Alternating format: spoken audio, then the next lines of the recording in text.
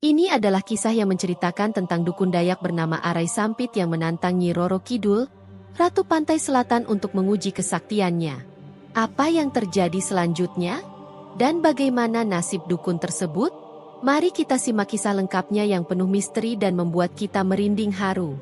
Angin malam bertiup kencang di tepi sungai Kapuas, membawa bisikan-bisikan gaib dari hutan lebat Kalimantan. Seorang lelaki tua dengan tubuh penuh tato sakral duduk bersila di atas tikar rotan. Matanya terpejam, tangannya menggenggam segenggam tanah yang tercampur dengan bunga 7 rupa.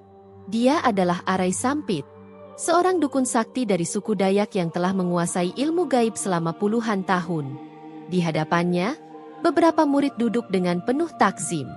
Salah satu dari mereka, seorang pemuda bernama Langkat, memberanikan diri bertanya, "Guru, apakah benar di selatan ada ratu yang menguasai lautan?" Arai Sampit membuka matanya yang berkilat seperti kilat di malam hari.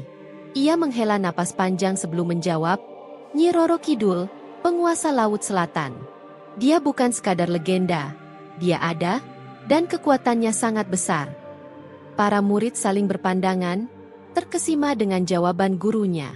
Langkat kembali bertanya, apakah kesaktiannya melebihi para leluhur Dayak?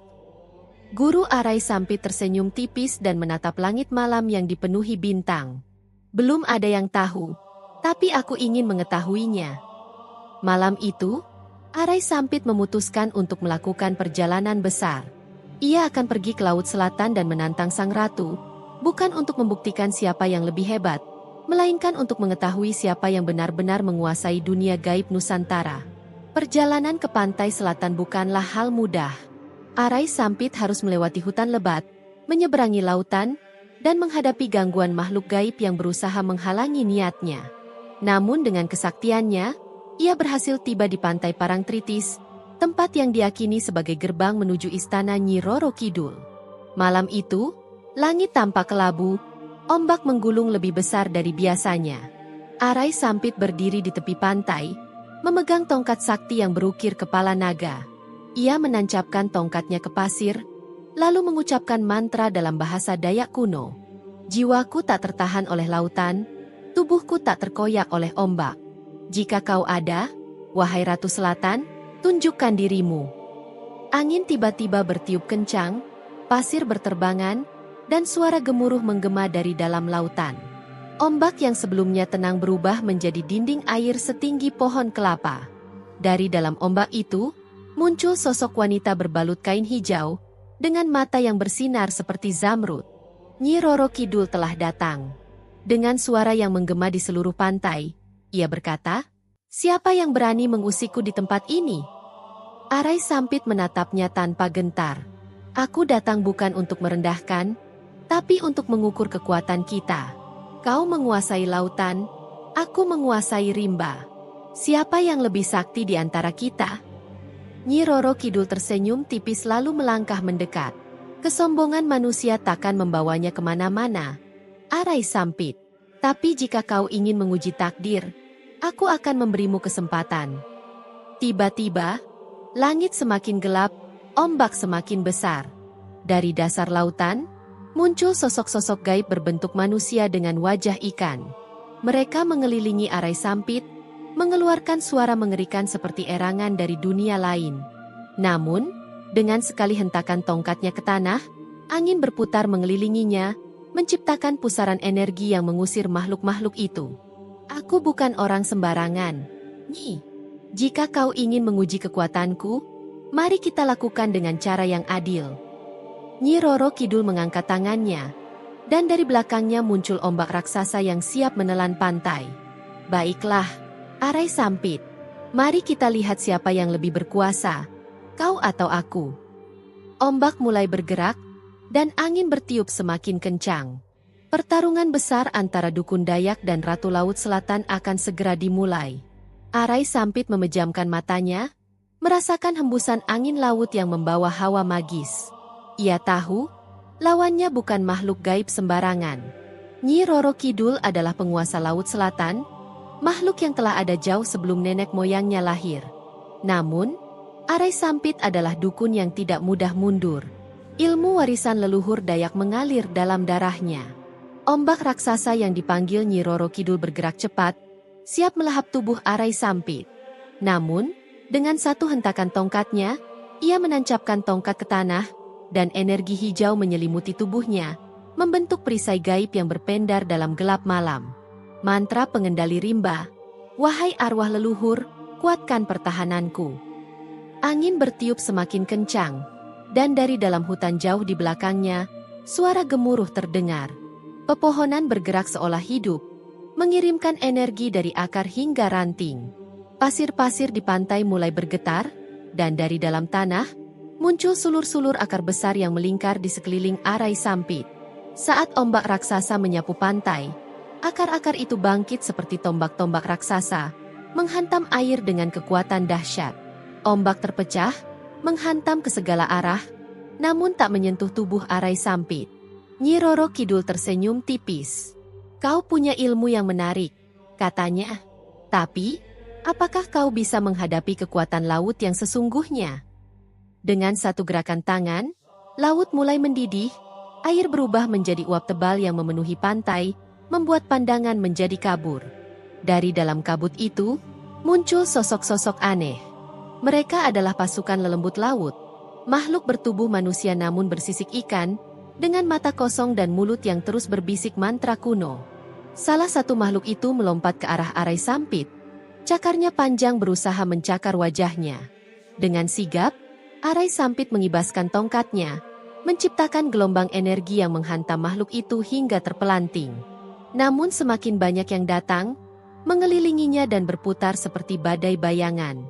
Arai Sampit menghela napas dalam, menutup matanya lalu mengucapkan mantra dalam bahasa Dayak kuno. Anak kayu, anak tanah, anak angin, datanglah dan berikan kekuatanmu kepadaku. Tiba-tiba, dari dalam tanah, muncul roh-roh penjaga hutan, siluman macan dahan, burung enggang raksasa, dan ular-ular berbisa yang membentuk formasi perlindungan. Macan dahan melompat ke arah pasukan lelembut, mencakar dan mengoyak tubuh mereka, sementara burung enggang mengepakkan sayapnya, menciptakan angin kencang yang menghempaskan makhluk-makhluk itu kembali ke laut. Di tengah pertarungan sengit itu, Nyi Roro Kidul tetap berdiri anggun, memperhatikan dengan tatapan tajam. Ia mengangkat tangannya sekali lagi. Kali ini, laut tidak hanya bergejolak, tetapi terbelah. Dalam celah laut yang terbuka, terlihat pemandangan yang mengerikan. Ribuan arwah tenggelam melayang-layang dalam kegelapan, tangan mereka terulur seolah meminta pertolongan. Suara ratapan terdengar bergema di udara. Arai Sampit menatap pemandangan itu dengan rahang mengeras. Ia tahu ini adalah bagian dari kekuatan Nyi Roro Kidul yang paling menakutkan, kemampuan untuk menarik jiwa manusia ke dalam laut dan membuat mereka tersesat selamanya. Kau sudah terlalu jauh, Ratu Laut, katanya. Nyi Roro Kidul tersenyum dingin. Belum, Arai Sampit. Pertarungan kita baru saja dimulai. Dari dalam celah laut yang terbuka, muncul sosok tinggi besar yang lebih mengerikan dari yang lain. Dialah Dewangga, salah satu panglima perang gaib Laut Selatan. Tubuhnya berwarna hitam kebiruan, matanya merah menyala, dan di tangannya ada tombak emas yang berkilauan. Ia melangkah ke depan, suaranya dalam dan menggema. Dukun dari rimba, kau terlalu berani menantang penguasa lautan. Bersiaplah, karena kau akan menjadi bagian dari laut selamanya. Arai Sampit merasakan hawa dingin menusuk tulangnya. Ia tahu ini bukan lagi sekadar adu kekuatan biasa. Ia harus bertarung dengan segenap kemampuannya, atau ia tidak akan pernah kembali ke daratan. Ia berdiri tegap, menggenggam tongkatnya lebih erat. Angin laut semakin kencang, menerbangkan butiran pasir yang menusuk kulit seperti jarum. Ombak menggulung liar di belakang Nyi Roro Kidul, menciptakan pusaran air raksasa yang berputar perlahan. Di dalamnya, sosok-sosok tenggelam meronta-ronta, mengulurkan tangan mereka seolah ingin meraih kehidupan yang telah hilang. Dewangga melangkah mendekat, setiap langkahnya meninggalkan jejak air berpendar hijau kebiruan. Matanya yang merah menyala menatap Arai Sampit dengan penuh penghinaan. Dukun dari tanah hutan, kau pikir bisa menantang kekuatan laut? Air akan mengikis batu, menenggelamkan gunung, dan menghapus jejak segala yang ada. Apa kau siap menghadapi kekuatan yang tak terbendung? Arai Sampit hanya tersenyum tipis. Ia bukan orang sembarangan. Ia telah menghadapi banyak makhluk gaib, siluman hutan, jin penunggu gunung, hingga roh penasaran yang gentayangan di rimba belantara Kalimantan. Namun, harus ia akui, apa yang ia hadapi saat ini jauh lebih besar. Nyi Roro Kidul mengangkat tangannya, dan seketika itu juga, langit berubah warna.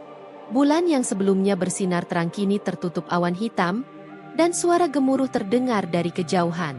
Ombak mulai membentuk wujud tak biasa, seperti tangan raksasa yang siap meraih dan menghancurkan apapun di hadapannya. Arai Sampit menyadari bahwa ia tidak bisa membiarkan serangan itu mengenainya. Dengan cepat, ia mencabut tongkatnya dari pasir dan menghentakkannya ke tanah. Suara gemuruh terdengar dari dalam bumi, dan dari tanah pantai yang lembab, akar-akar besar muncul, melilit tubuhnya seperti perisai. Perisai rimba, tumbuhkan pertahanan tak tergoyahkan. Akar-akar itu melingkar dengan cepat, membentuk kubah pelindung yang kokoh. Saat tangan raksasa air itu menghantamnya, suara benturan keras terdengar disertai dengan percikan air yang menyebar ke segala arah. Dewangga tidak tinggal diam. Ia mengangkat tombaknya dan mengarahkannya ke Arai Sampit. Kau tak akan bisa berlindung selamanya. Dari ujung tombaknya, cahaya hijau kebiruan menyala terang lalu melesat bagai kilat ke arah kubah akar. Braa! Benturan dahsyat terjadi. Akar-akar yang melindungi Arai Sampit retak dan terpecah. Ia terdorong ke belakang, kakinya terseret di atas pasir basah. Nyi Roro Kidul menyeringai. Ilmumu kuat, tapi masih belum cukup untuk mengalahkan penguasa lautan. Arai Sampit mengatur napas. Ia tahu pertarungan ini akan semakin berat. Namun, ia bukan orang yang mudah menyerah.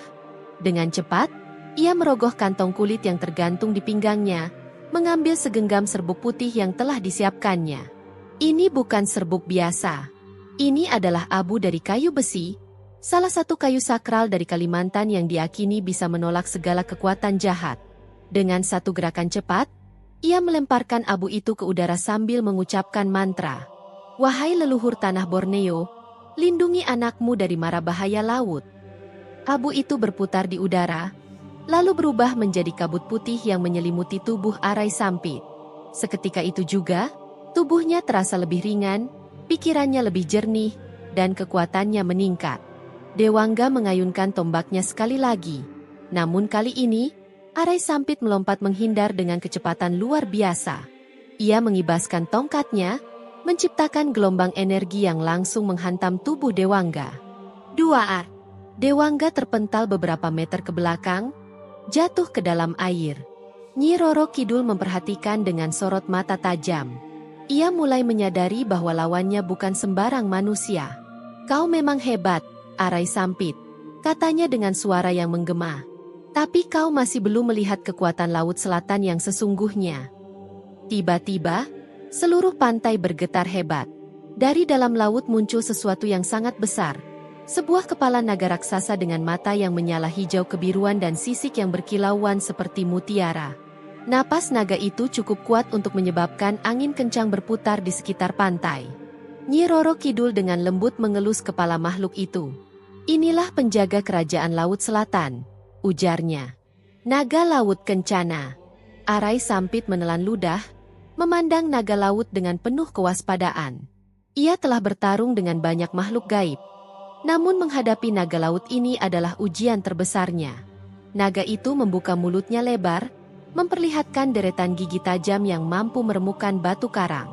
Arai Sampit tahu bahwa pertarungan sejati baru saja akan dimulai. Ia berdiri tegap, matanya tajam mengamati naga laut yang mengangkat kepalanya tinggi, nyaris menyentuh langit yang kini gelap pekat. Nafas naga itu berat, dan udara di sekitarnya terasa semakin padat, seperti ada sesuatu yang menekan tubuhnya dari segala arah.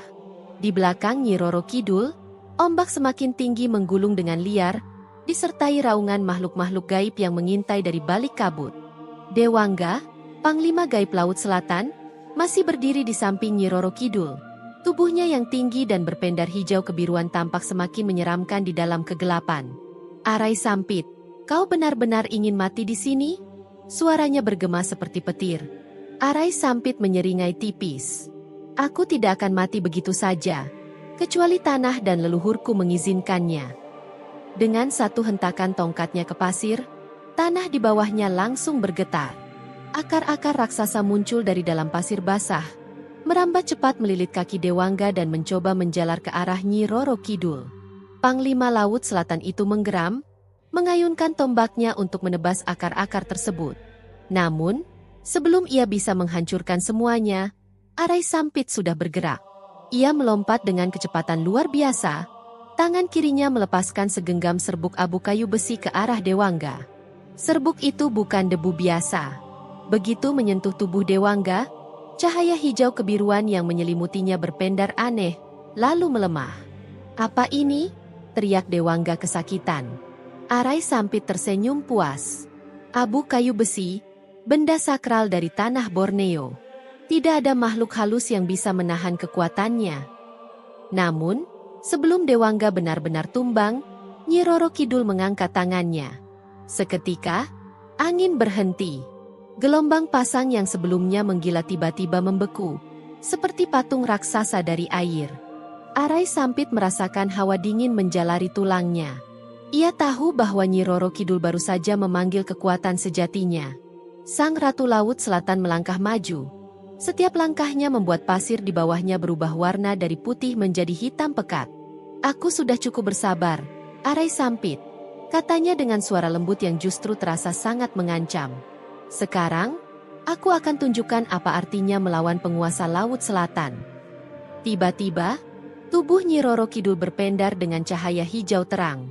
Dari belakangnya muncul bayangan raksasa yang menyerupai dirinya, tetapi dengan mata yang lebih tajam, rambut panjang yang menjuntai hingga ke dasar laut, dan sepasang tangan yang begitu besar hingga bisa menutupi seluruh pantai. Arai Sampit tertegun. Ia pernah mendengar cerita ini, ilmu tertinggi Nyi Roro Kidul, ilmu bayangan Laut Selatan, yang hanya digunakan saat sang ratu menganggap lawannya layak untuk dihabisi. Arai Sampit menggertakkan giginya. Ia tidak boleh kalah. Dengan cepat, ia mencabut pisau sakti dari pinggangnya. Pisau mandau berlapis minyak akar bahar yang diwariskan turun-temurun oleh leluhur suku Dayak. Ia menghunus pisau itu ke depan, lalu membacakan mantra yang membuat pisaunya berkilauan merah menyala. "Wahai roh nenek moyang, berikan aku kekuatan kalian." Pisau itu mulai bergetar, kemudian memancarkan kilatan cahaya merah yang langsung menembus kegelapan malam. Nyi Roro Kidul mengangkat satu tangannya. "Kau masih berani melawan, Arai Sampit?" Tanpa menjawab, Arai Sampit langsung menyerang dengan gerakan cepat, melompat ke arah bayangan raksasa. Nyi Roro Kidul mengayunkan pisau mandaunya dengan sekuat tenaga. Dua ar. Benturan dahsyat terjadi. Pasir beterbangan ke segala arah. Angin kencang berputar liar menciptakan badai kecil di tengah pantai. Arai Sampit terdorong ke belakang, tubuhnya menghantam tanah dengan keras. Ia merasakan sakit luar biasa di seluruh tubuhnya. Ilmu bayangan Laut Selatan terlalu kuat. Namun, ia tidak bisa menyerah. Ia harus mencoba lagi. Dengan sisa tenaga yang ada, ia berdiri. Namun, sebelum ia bisa melanjutkan serangan, bayangan raksasa itu bergerak. Tangan besarnya langsung menjerat tubuh Arai Sampit. Ia berusaha melawan, namun cengkraman itu terlalu kuat. Bayangan itu mulai menariknya ke arah laut. Arai Sampit meronta, mencoba melepaskan diri. Namun, Nyi Roro Kidul hanya tersenyum tipis. "Kau sudah kalah." Air mulai merambat ke tubuh Arai Sampit, seperti akar-akar gaib yang hendak menyeretnya ke dalam samudra. Ia mengerahkan seluruh kekuatannya untuk bertahan. Namun semakin ia berjuang, semakin kuat tarikan itu. Laut sedang menelannya, dan untuk pertama kalinya, Arai Sampit merasa ketakutan. Ia tidak bisa merasakan tanah di bawah kakinya lagi. Ia hanya bisa mendengar suara ombak dan bisikan samar dari arwah-arwah yang telah lama menjadi bagian dari Laut Selatan. "Jangan melawan, terimalah takdirmu, Arai Sampit." Arai Sampit meronta sekuat tenaga. Tubuhnya setengah tenggelam dalam cengkraman bayangan Laut Selatan. Air dingin merambat naik ke dadanya, lalu ke lehernya. Nafasnya mulai tersengal. Di atasnya, langit menghitam sepenuhnya, tanpa bintang, tanpa bulan, hanya kegelapan. Nyi Roro Kidul berdiri di tepi pantai. Sosoknya terlihat begitu megah dalam kabut mistis. Arai Sampit merasakan tekanan yang luar biasa saat cengkraman bayangan raksasa semakin kuat. Tulangnya hampir remuk, tetapi ia tidak gentar. Dengan sisa kekuatannya, ia menggigit lidahnya dan membiarkan darah segar mengalir ke mulutnya. Darah itu bukan darah biasa, itu adalah darah leluhur Dayak, darah yang telah disumpah untuk menjaga kehormatan suku, bahkan jika harus berhadapan dengan penguasa dunia gaib. Dengan mulut terbuka, Arai Sampit meludahkan darah itu ke udara dan mengucapkan mantra kuno. Langit yang semula gelap tiba-tiba bergetar, diikuti dengan suara gendang perang Dayak yang menggema di seluruh pantai. Suara itu semakin keras, seperti ribuan prajurit gaib Dayak yang bersiap berperang. Dari dalam laut, sosok-sosok bercahaya muncul, para leluhur Dayak yang telah bersemayam di tanah Borneo selama ratusan tahun. Tubuh mereka bersinar merah keemasan, mata mereka menyala seperti bara api. Arai Sampit merasa kehadiran mereka dan tersenyum tipis. "Aku belum kalah," ujarnya. Dengan sisa kekuatannya, ia menghunus pisau mandau sakti dan mengayunkannya ke tangan bayangan raksasa yang mencengkeramnya. Kilatan merah keemasan memancar dari bilah pisau itu, membelah tangan bayangan itu. Arai Sampit terjatuh ke pasir, terengah-engah, sementara bayangan laut selatan meraung kesakitan. Nyi Roro Kidul menatapnya dengan tatapan tajam. Tetap tenang, namun ada ketertarikan di matanya. "Menarik, kau benar-benar berbeda dari manusia lain yang pernah menantangku," ujarnya. Di belakang Arai Sampit, para roh leluhur Dayak mulai melayang, siap bertempur. Gendang perang semakin keras, angin bertiup liar menciptakan pusaran badai di antara dua kekuatan ini, satu dari tanah, satu dari lautan.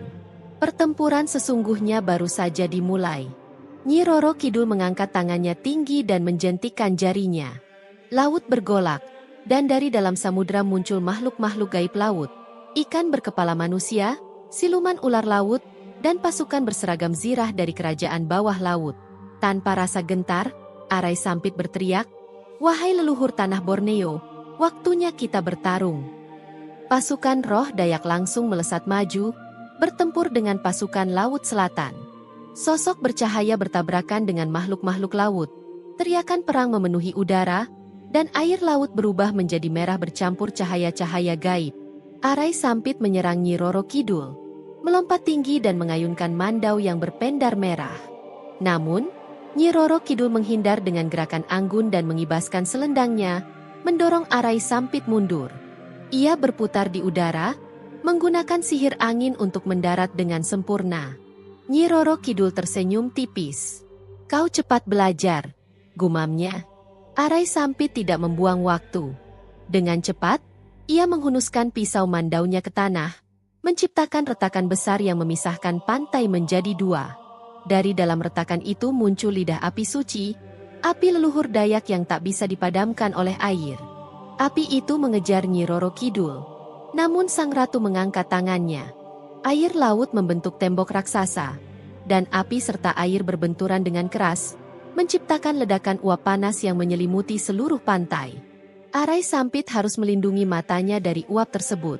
Ketika ia membuka matanya, Nyi Roro Kidul sudah berada tepat di hadapannya.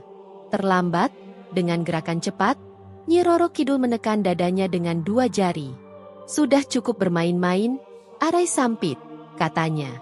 Tubuh Arai Sampit membeku, kekuatan luar biasa mengunci pergerakannya. Ia berusaha melawan, tetapi tubuhnya tidak bisa bergerak.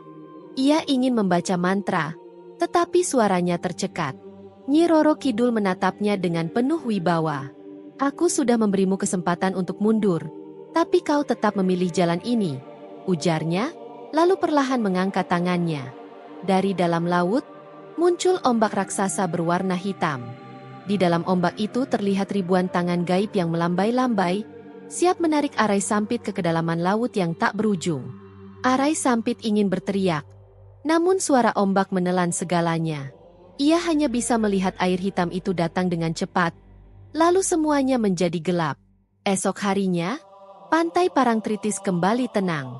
Tidak ada jejak pertempuran, tidak ada tanda-tanda kehadiran Nyi Roro Kidul atau Arai Sampit. Namun, Para nelayan yang datang pagi itu menemukan sebuah mandau sakti tertancap di tanah. Pisau itu masih berpendar redup, namun pemiliknya tidak pernah ditemukan. Arai Sampit, sang dukun sakti dari tanah Borneo, telah menjadi bagian dari Laut Selatan dan tidak akan pernah pulang.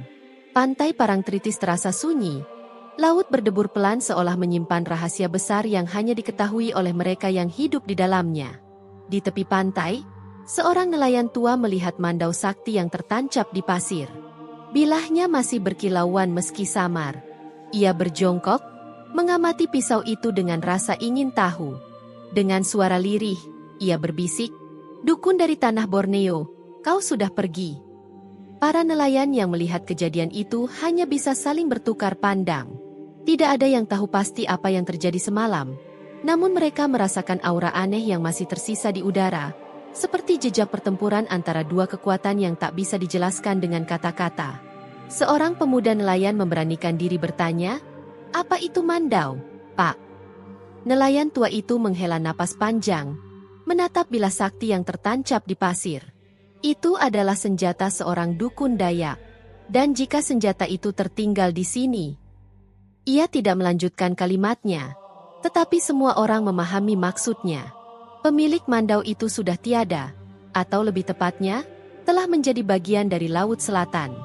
Jauh di kedalaman samudra, arus air bergerak perlahan melewati bebatuan raksasa yang diselimuti lumut. Dalam kegelapan dasar laut, sesosok bayangan tampak duduk bersila. Tubuhnya dikelilingi cahaya hijau kebiruan yang berpendar lembut. Matanya tertutup, wajahnya tampak tenang. Namun di balik ketenangan itu, ada sesuatu yang masih bergejolak. Itulah Arai Sampit, dukun sakti dari tanah Borneo. Dahulu, ia tak terkalahkan di daratan. Namun kini ia telah menjadi bagian dari kerajaan gaib Laut Selatan. Ia tidak mati, tetapi juga bukan lagi manusia. Dalam keheningan lautan, ia hanya bisa mendengar bisikan ombak yang tak pernah berhenti. Di hadapannya, berdiri sosok bermahkota hijau dengan sorot mata penuh arti. Nyi Roro Kidul, sang ratu Laut Selatan. Ia menatap Arai Sampit dengan senyum tipis. "Kau luar biasa, Arai Sampit," ujarnya lirih. "Tapi setiap kekuatan ada batasnya. Kau kalah di tempat yang bukan duniamu." Arai Sampit perlahan membuka matanya. Sorotnya yang dulu penuh kehidupan kini memantulkan semburat hijau, seperti lautan yang tak berujung. Dengan suara nyaris seperti bisikan, ia bertanya, "Aku masih bisa kembali, bukan?" Nyi Roro Kidul tersenyum. "Tidak, kau sudah menjadi bagian dari lautan ini.